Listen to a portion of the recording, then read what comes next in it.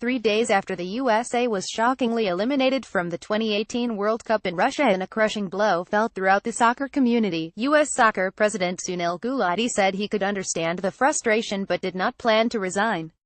U.S. Soccer. How U.S. Soccer's presidential election works. It's not the right day for me to talk about my personal future plans in terms of the federation's presidency, he said in an often testy media conference call on Friday. Gulati, who has run unopposed for 3 terms, is eligible to run for a 4th and final term under election rules modified earlier in 2017. He said he'll decide in the coming weeks whether he'll run. All of us involved in the game are also passionate about the team and are extraordinarily disappointed in every possible way, starting with me and everyone on our staff and everything else, he said.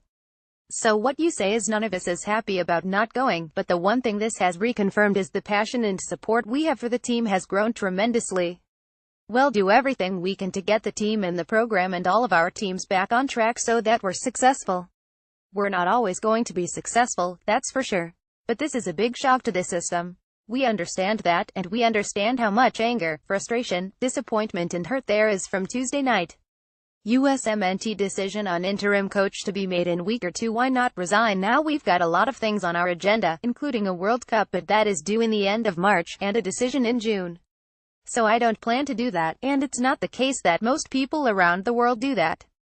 Most coaches do, but it's not the case that most presidents do, and I'm not planning to. Why is he the right person for the job? Because of where the sport is now, and the role I've played in it, and the role I think I can play in it going forward if I choose to run. Plus, we have the World Cup. The sport is in a very different place than it was 10 years ago, or 30 years ago when I first got involved. It's all of that. Why does he deserve a new term? I don't think that's a decision that you or I get to make. That's a decision that people who get to vote make. I don't judge Bruce's record on this last game, but by the totality of everything he's done.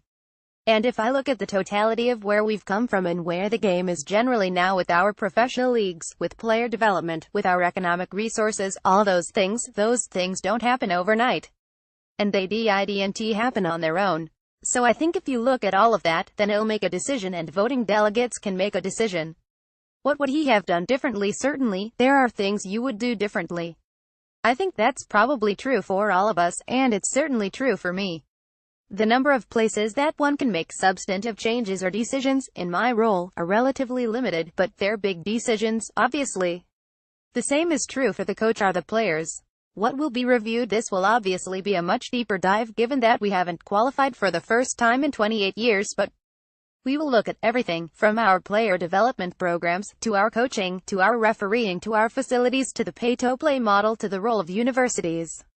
Where we need to make major changes, we'll do that. Where we need to make incremental changes, we'll do that. We'll take our time with that.